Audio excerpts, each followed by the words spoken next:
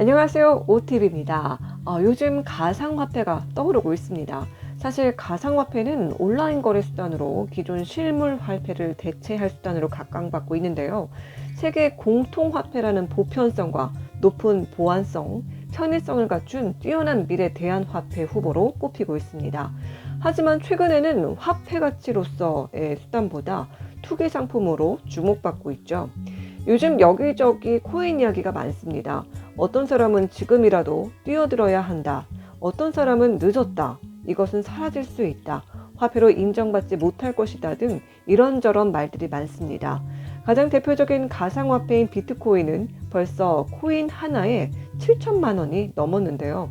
과연 지금이라도 이 대세에 합류해야 할까요? 아니면 위험하니 피해야 할까요? 정답은 아직 없는 것 같습니다. 하지만 잘 공부해 볼 필요는 있을 것 같은데요. 수익도 얻으면 좋고요. 요즘 비트코인의 2인자로 떠오른 가상화폐가 있습니다. 바로 이더리움인데요. 1인자인 비트코인의 자리를 위협하고 있죠. 비트코인은 앞에서도 말씀드린 대로 오를 대로 올랐습니다. 비쌉니다. 그래서 요즘 2인자 이더리움에 시선을 돌리는 투자자들이 많은데요. 블룸버그 통신은 이더리움의 가치가 상승할 것으로 내다봤습니다. 5월 10일 기준으로 미국의 대표적인 지수인 S&P 500은 올해 들어 12% 증가한 데 그친 데 반면 비트코인과 이더리움은 각각 2배, 4배로 증가했습니다. 이렇게 이더리움이 높은 가격 상승을 보이는 이유는 뭘까요? 전문가들은 그 배경으로 높은 활용성을 꼽습니다. 비트코인에 비해 쓰임새가 많다는 평인데요. 단순 거래와 결제도 가능하고요. 다양한 어플리케이션을 접목해 확장성을 제공합니다. 또한 요즘 각광받고 있는 블록체인 기술인 대체 불가능 토큰도 대부분 이더리움에 기반하고 있습니다. 지난달 유럽투자은행은 만기 2년에 디지털 채권 1억 유로 어치를 이더리움 블록체인 네트워크에 기반으로 발행할 것을 결정하는 등 글로벌 은행들도 이더리움 생태계에 합류하고 있습니다. 뿐만 아니라 도치코인에 실망한 투자자들이 이더리움으로 돌아서고 있다고 하네요. 또한 올해 초 비트코인의 비중은 70%였지만 현재는 43%로 급격히 줄기도 했습니다. 이더리움은 1년에 비해 2000%의 상승을 보였고요. 하지만 뭐니 해도 가장 중요한 이슈는 과연 비트코인이 화폐로 인정받을까입니다. 사실 북미와 유럽, 일본 등 몇몇 나라에서는 몇 년 전부터 비트코인을 이용한 결제가 활발하게 이루어지고 있습니다. 특히 독일은 전 세계에서 가장 먼저 비트코인을 화폐로 도입했는데요.